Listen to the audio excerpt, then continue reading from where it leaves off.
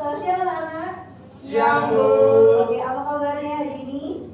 Baik, Bu. Baik. Oke, sebelum kita memulai pembelajaran pada hari ini, alangkah baiknya kita mulai dengan berdoa. Saya minta tolong salah satu pimpin doa. Oke, teman-teman, sebelum kita mulai pelajaran pada pagi hari ini, marilah kita berdoa. Berdoa saya ingin secara universal yang lain bisa menyesuaikan. Berdoa mulai.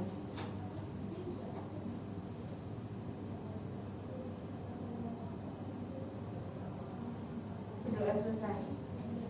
Oke, terima kasih dia. Oke, teman-teman udah baca bukunya tadi malam, sudah membaca materi yang akan kita pelajari pada hari ini? Belum, Bu. Sudah? Ada yang belum, ada yang sudah. Oke, kalau gitu kira-kira hari ini kita akan belajar tentang apa ya? Ekonomi. Oke, benar. Oke, pada hari ini kita akan mempelajari tentang konsep dasar ilmu ekonomi dari KD 3.1 dan 4.1 tentang mendeskripsikan konsep ilmu ekonomi dan mengidentifikasi kelangkaan biaya peluang dalam memenuhi kebutuhan. Sebelum itu, saya berharap setelah mengikuti proses pembelajaran pada hari ini, teman-teman semua dapat mendeskripsikan pengertian ilmu ekonomi, menjelaskan pembagian ilmu ekonomi, menjelaskan prinsip-prinsip ilmu ekonomi, lalu memahami masalah ekonomi khususnya pada kelangkaan, lalu dapat membedakan pilihan mana yang kebutuhan dan keinginan, serta mengerti tentang skala prioritas. Oke, langkah-langkah pembelajaran pada hari ini, nanti saya akan menerapkan metode ceramah, lalu nanti saya akan meminta kalian masuk ke dalam kelompok.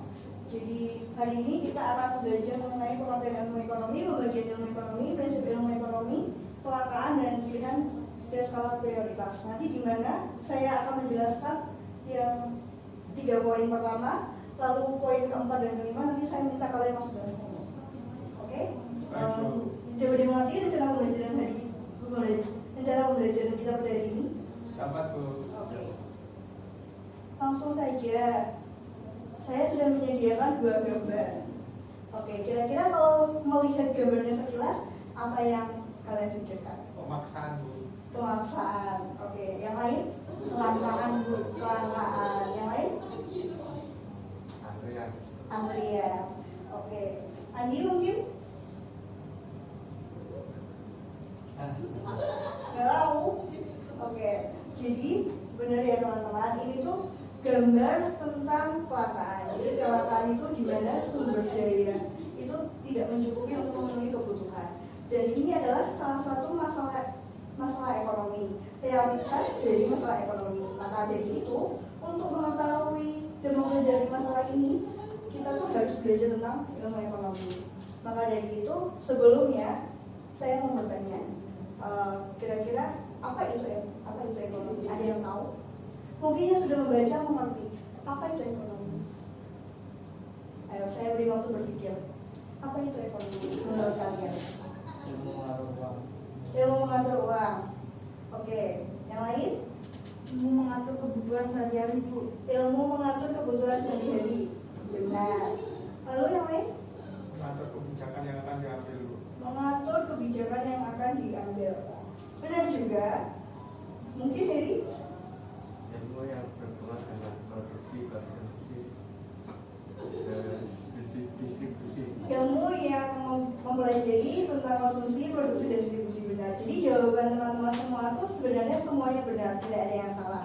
Jadi ilmu ekonomi itu berasal dari bahasa Yunani, yaitu oikonomia.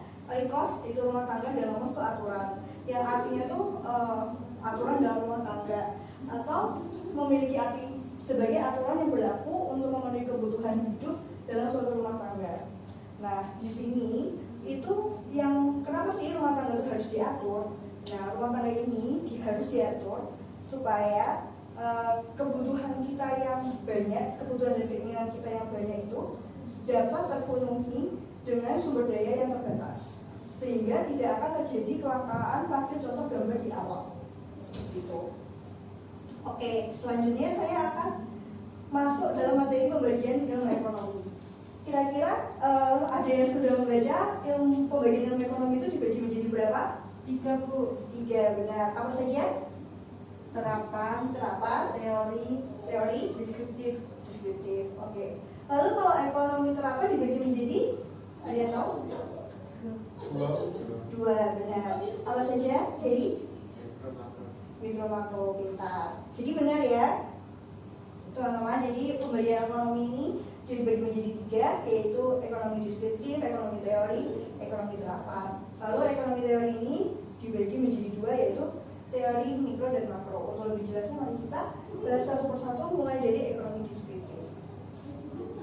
Oke, saya mau minta tolong Gali untuk membacakan.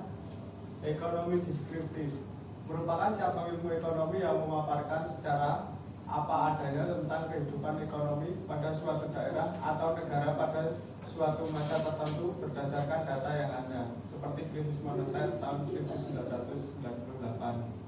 Ya, jadi ekonomi deskriptif itu adalah cabang ilmu ekonomi yang memaparkan secara apa adanya yang terjadi. Contohnya di negara kita ini krisis moneter yang terjadi tahun 1998.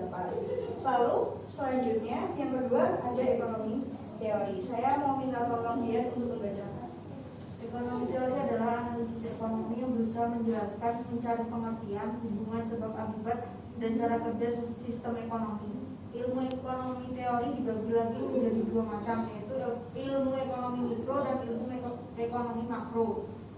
Ekonomi makro adalah bagian dari ilmu ekonomi secara khusus, mempelajari mekanisme kerja perekonomian secara keseluruhan. Yang kedua, ekonomi mikro adalah bagian ilmu ekonomi yang mempelajari perilaku individu dalam rumah tangga, produksi atau perusahaan dalam mengalokasikan sistem daya yang terbatas.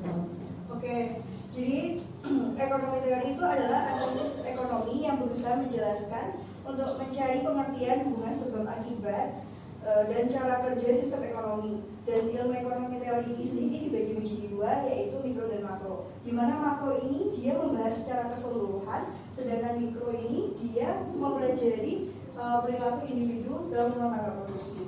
Contohnya, ekonomi makro itu dia membahas mengenai pertumbuhan nasional, pendapatan nasional yang berhubungan dengan keseluruhan dalam negara. Lalu kalau misalnya yang diatur dalam ekonomi mikro, itu biasanya dia akan menjelaskan tentang teori perilaku produksi, teori perilaku konsumen, dan lain sebagainya. Untuk lebih jelasnya, ini saya tampilkan perbedaan antara ekonomi mikro dan ekonomi makro, di mana ekonomi mikro ini dia menganalisis harga. Jadi mereka sama-sama menganalisis harga ya, tapi bedanya itu kalau mikro dia itu menganalisis harga suatu barang atau jasa tertentu saja. Contohnya di pasar itu menganalisis harga beras gitu. Jadi kalau ekonomi makro menganalisis harga barang dan jasa secara keseluruhan. Misalnya tentang apa? Ada yang tahu? Inflasi. Bisa juga dengan inflasi. Terus mikro itu menganalisis tentang perilaku ekonomi, tentu saja seperti produsen dan konsumen. Lalu makro itu mengenai segala permasalahan ekonomi secara keseluruhan, seperti produksi nasional, pengangguran, pertumbuhan ekonomi. Dan ekonomi mikro itu juga memahami bagaimana mengalokasikan faktor produksi agar dicapai kombinasi yang tepat. Sedangkan secara makro itu menganalisis pengaruh kegiatan ekonomi tertentu terhadap kinerja perekonomian secara nasional. Lalu tadi yang ketiga, pembagian ilmu ekonomi ada ekonomi terapan. Saya mau minta tolong Heri untuk membacakan. Ekonomi terapan yaitu analisis ekonomi teori itu merumuskan kebijakan dan pedoman yang tepat untuk menangani masalah ekonomi tertentu.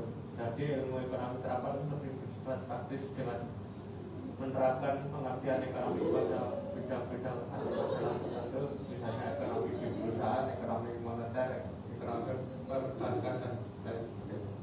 Ya, jadi ekonomi terapan itu yaitu analisis ekonomi teori yang merumuskan kebijakan-kebijakan atau pedoman untuk menangani masalah ekonomi tertentu.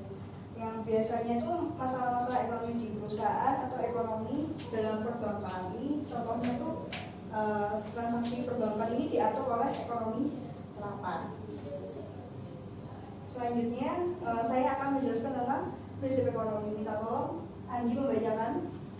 prinsip ekonomi adalah berusaha dengan pengorbanan fisiknya untuk memperoleh hasil tertentu dengan pengorbanan tertentu ingin memperoleh hasil maksimal. Prinsip ekonomi berlaku dalam 3 kegiatan ekonomi, yaitu produksi, distribusi, dan konsumsi. Oke, terima kasih. Jadi prinsip ekonomi adalah berusaha dengan pengorbanan sekecil-kecilnya untuk memperoleh hasil tertentu, atau dengan pengorbanan tertentu untuk memperoleh hasil yang maksimal. Itu berlaku dalam produksi, konsumsi, dan distribusi. Contohnya, kalau misalnya kita ingin membeli tas, nah kita kan pasti mencari tas yang kualitas terbaik, namun harganya lebih murah, ya kan? Jadi kita pengorbanan yang dimaksud di sini adalah berbentuk uang. Jadi mengeluarkan pengorbanan yang sedikit, tetapi yang kita dapatkan itu kualitas yang terbaik. Oke, bisa dimengerti sampai sini? Satu. Oke, kalau bisa dimengerti, saya ingin bertanya sekarang. Kalau misalnya Gali ingin membangun rumah mewah, karena Gali ingin membangun semuanya dengan hasil yang maksimal, Gali itu meminta semuanya, dari kayunya, dari semennya, itu produk-produk yang termahal, yang kualitas terbaik, yang termahal juga. Nah, menurut kalian ini sudah memenuhi prinsip ekonomi atau belum? Saya beri waktu berpikir.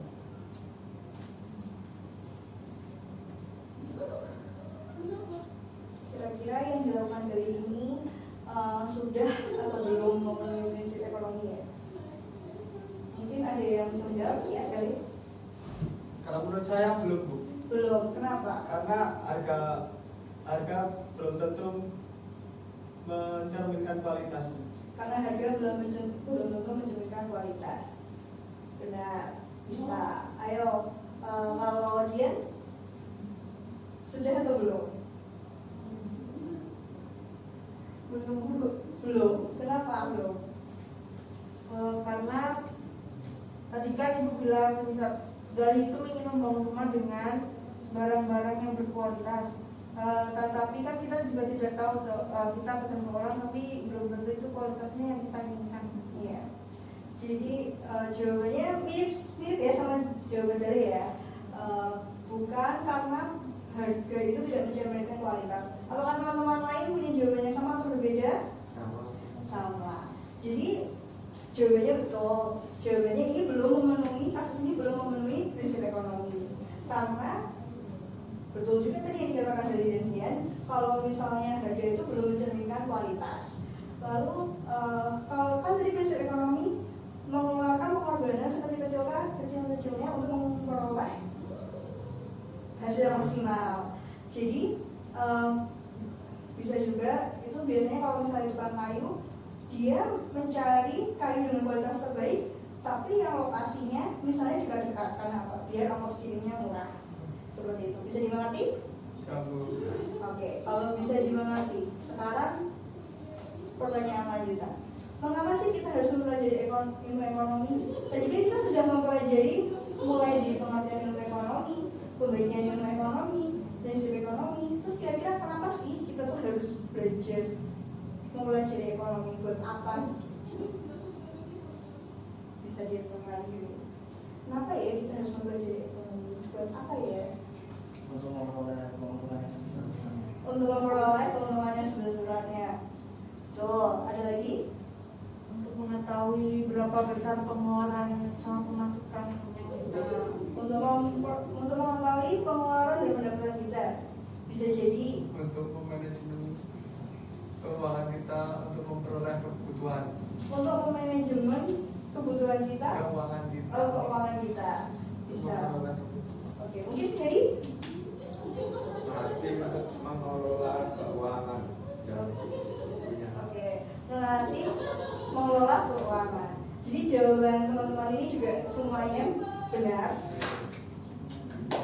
Terus jadi mengapa sih kita harus belajar ekonomi? Yang pertama, untuk mengelola, bisa juga dari mengelola pendapatan kita, untuk mengetahui mana kebutuhan dan keinginan kita. Jadi kalau misalnya masa pandemi ini, kalau kita mengerti dan mempelajari ekonomi, tadi kita juga mempelajari ekonomi mikro, tahu perilaku konsumen, jadi kita tidak akan terbawa pada arus panic buying yang terjadi akhir-akhir ini. Jadi juga kalau misalnya ini juga bermanfaat kalau misalnya ada di berita-berita, misalnya Indonesia mengalami inflasi, jadi kita mengerti. Jadi sebagai orang yang telah mempelajari ekonomi, jadi kita mengerti, oh kenapa sih negara kita itu saat ini. Tepat juga, ini juga bisa untuk mengatur kebutuhan kita sehari-hari, terutama pada perilaku konsumsi dan perilaku kita kalau misalnya kita memproduksi sesuatu seperti itu. Jadi saya kira kalian semua sudah memahami ya apa itu ilmu ekonomi. Oke, selanjutnya saya akan minta kalian masuk dalam kelompok. Untuk lebih jelasnya 2 orang saja mungkin bisa berhitung mulai dari kali. 1. Oke, nanti kalian bisa berkelompok ya, kelompok 1 dan kelompok 2. Nanti saya meminta kalian yang pertama menganalisis gambar-gambar ini. Ini tadi kan kita sudah mempelajari pembagian ilmu ekonomi. Terus ini kira-kira masuk ilmu ekonomi yang apa, terus mengapa. Terus nanti saya minta kelompok 1 mencari materi tentang kelangkaan dan kelompok 2 mencari masalah pilihan dan skala prioritas. Saya beri waktu 15 menit, kira-kira cukup? Cukup. Cukup. Oke, silakan duduk berkelompok. Oke.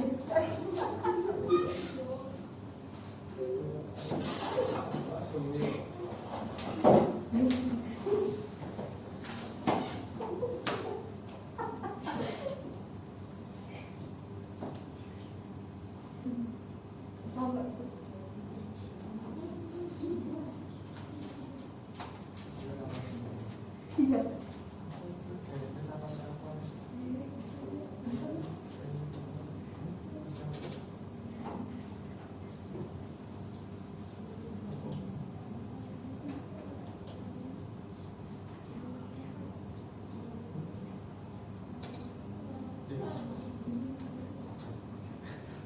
Ada yang ingin ditanyakan?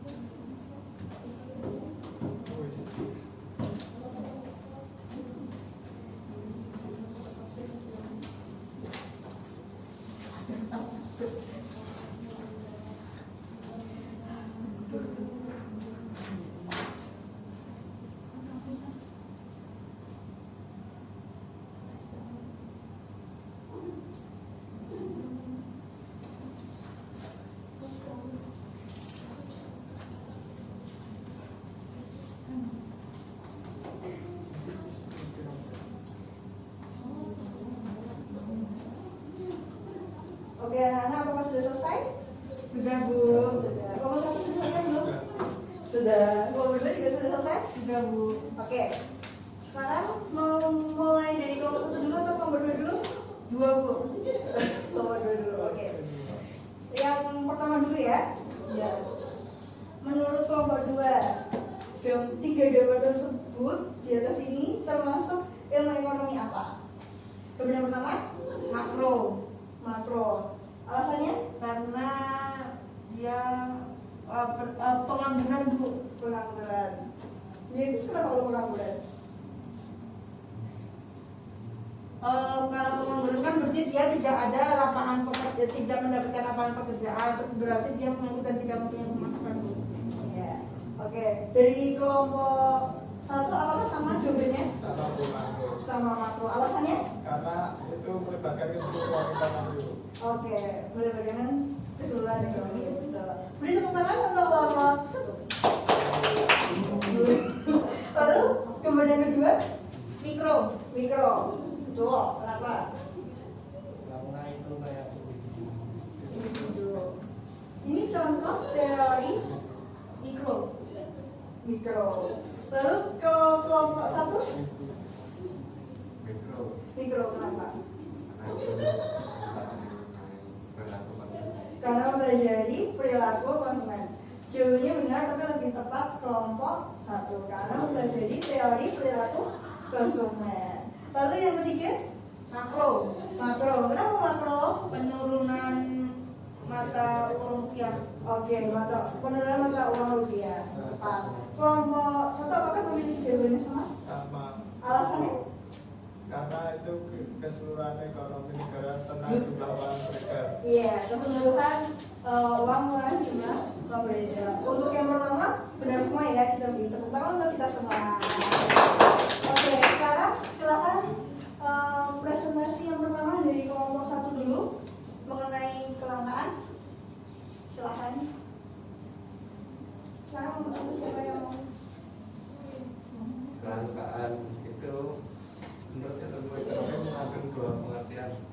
Yang pertama dikatakan langka karena jumlahnya tidak mencukupi dibandingkan dengan jumlah kebutuhan. Yang kedua dikatakan langka karena untuk mendapatkannya dibutuhkan kewarganegaraan.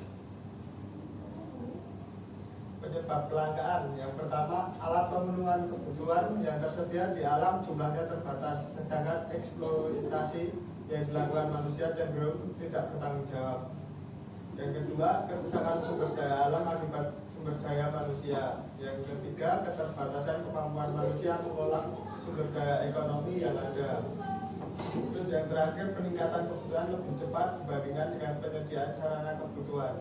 Ya, tepat ya yang tadi dijelaskan oleh Mama Satu. Kalau kelangkaan itu tadi yang pertama dikatakan langka karena jumlahnya tidak mencukupi dibandingkan dengan jumlah kebutuhan. Dan yang kedua dikatakan langka karena mendapatkannya dibutuhkan pengorbanan.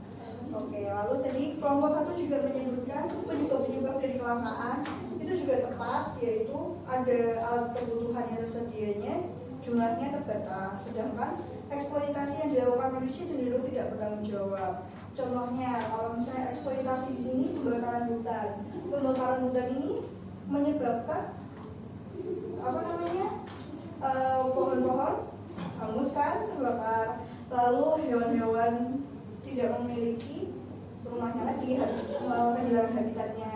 Lalu hewan-hewan jadinya pada turun ke desa. Nah ini sangat merugikan ya. Terus karena pembakaran hutan ini juga kebanyakan tidak melakukan reboisasi sehingga hutan dibiarkan saja gundul gitu. Dan dibakar karena kalau cuaca panas dapat menyebabkan kebakaran lagi seperti itu. Lalu kerusakan sumber daya alam akibat sumber daya manusia. Ya sama seperti tadi kebakaran hutan. Lalu keterbatasan kemampuan manusia mengolah sumber daya yang ada. Buktinya banyak toh kayak sumber daya alam kita dijual mentah ke luar negeri, lalu dari luar negeri ekspor lagi barang masuk ke Indonesia yang barang mentahnya berasal dari Indonesia. Lalu ada peningkatan kebutuhan lebih cepat dibandingkan dengan penyediaan sarana kebutuhan. Apalagi kalau misalnya jumlah penduduknya besar, maka kebutuhannya juga besar. Lalu kita masuk ke kelompok kedua, silakan. Kelompok dua. Pilihan. Di sini pilihan itu ada dua, pilihan dalam mengkonsumsi dan pilihan dalam memproduksi. Tujuan dari pilihan tersebut itu agar sumber-sumber daya ekonomi yang tersedia digunakan secara efisien dan dapat mewujudkan kepuasan yang paling maksimal pada masyarakat dan individu. Skala prioritas di sini digunakan untuk mengukur kebutuhan yang tersusun dalam daftar berdasarkan tingkat kebutuhan orang, dimulai dari kebutuhan yang paling penting sampai kebutuhan yang bersifat bisa ditunda pemenuhannya. Di sini skala prioritas itu dibagi menjadi tiga. Prioritas pertama itu ada kebutuhan primer atau kebutuhan pokok. Contohnya itu seperti baju, rumah, sama makan. Yang kedua itu prioritas kedua itu ada kebutuhan sekunder seperti tas, sepatu dan lain-lain.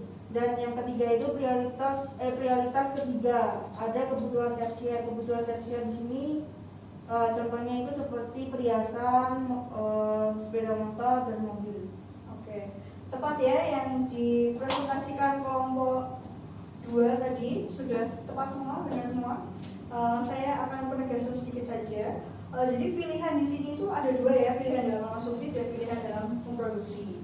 Pilihan mengkonsumsi ini kita sebagai konsumen memiliki pilihan untuk mengkonsumsi hal-hal yang sekiranya kita kira kebutuhan atau keinginan. Nah, dari sini kita tuh ini ada hubungannya dengan skala prioritas kebutuhan kita. Jadi kalau di sini kita bisa mengetahui dan bisa juga termasuk dalam pengelolaan sumber daya alam kita. Lalu kalau pilihan dalam memproduksi, biasanya dalam perusahaan itu dia mencari bahan-bahan bakunya yang murah. Tujuannya apa? Agar mendapatkan keuntungan yang besar. Seperti itu. Skala prioritas tadi sudah dijelaskan kelompok 2 dengan sangat baik ya. Benar, contoh-contohnya juga benar. Kebutuhan primer itu contohnya sandang pangan papan. Lalu ada kebutuhan sekunder, contohnya jam tangan. Lalu kebutuhan tersier, contohnya perhiasan. Lalu saya ingin bertanya, kalau pada era pandemi seperti ini, kira-kira handphone ini untuk pelajar ini masuk ke kebutuhan atau keinginan ya kira-kira? Kebutuhan. Kenapa? Karena digunakan untuk belajar, karena kebutuhan sekarang. Iya betul. Jadi benar ya, jadi HP itu kalau dalam era sekarang ini sudah masuk kebutuhan lagi, bukan keinginan, bukan termasuk pada dalam kebutuhan tersier lagi, tapi bisa menjadi kebutuhan primer khususnya bagi para pelajar, karena ini sangat dibutuhkan untuk kita belajar sehari-hari. Oke. Mari kita beri tepuk tangan untuk kita semua. Sebenarnya kalau semua sudah memahami pembelajaran kita pada hari ini. Oke. Jadi kesimpulan pembelajaran kita pada hari ini ya, tadi kita sudah belajar di awal tentang pengertian ilmu ekonomi, yaitu aturan yang berlaku dalam rumah tangga, di mana ini diatur untuk supaya sumber daya alam kita yang terbatas ini dapat memenuhi kebutuhan kita yang tidak terbatas. Lalu tadi kita juga belajar tentang pembagian ilmu ekonomi, di mana ilmu ekonomi ini dibagi menjadi 3, yaitu terapan, teori, dan deskriptif. Di mana ekonomi teori ini dibagi lagi menjadi 2, yaitu ekonomi mikro dan makro. Oke, di mana ekonomi makro menjelaskan secara keseluruhan, sedangkan mikro ini secara individu. Individu di sini itu maksudnya rumah tangga produksi atau rumah tangga konsumsi. Lalu tadi kita juga sudah mempelajari tentang prinsip-prinsip ekonomi, di mana prinsip ekonomi ini berusaha dengan pengorbanan yang sekecil-kecilnya untuk mendapatkan hasil yang maksimal. Ya kan, tadi sudah kita bahas juga contoh-contohnya. Lalu tadi kita yang terakhir melalui diskusi kita sudah mempelajari tentang kelangkaan dan skala prioritas serta pilihan. Jadi diharapkan teman-teman sudah memahami ya pembelajaran kita pada hari ini. Oke, menurut teman-teman bagaimana pembelajaran kita pada hari ini? Menyenangkan. Menyenangkan. Oke, untuk menambah pengetahuan kalian lebih mendalam, saya meminta kalian untuk mengerjakan uji kompetensi di LKS ya, halaman 15. Nanti kita akan bahas minggu depan. Oke. Tadi saya sudah presentasi belum ya? Lupa. Apakah hadir semua hari ini? Hadir semua. Oke, baik ya teman-teman. Oke, untuk menutup pembelajaran pada hari ini, karena tadi kita sudah buka dengan doa, mari kita tutup dengan doa. Saya minta tolong salah satu pimpin dalam doa. Ya. Oke, Dian silahkan.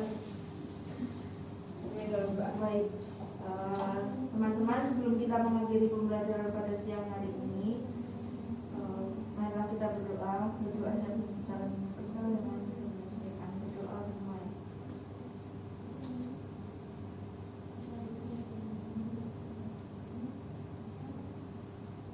Berdoa selesai. Terima kasih ya teman-teman atas perhatiannya pada hari ini. Oke, sampai jumpa pada minggu depan. Jangan lupa tugasnya dikerjakan. Selamat siang. Siang, Bu.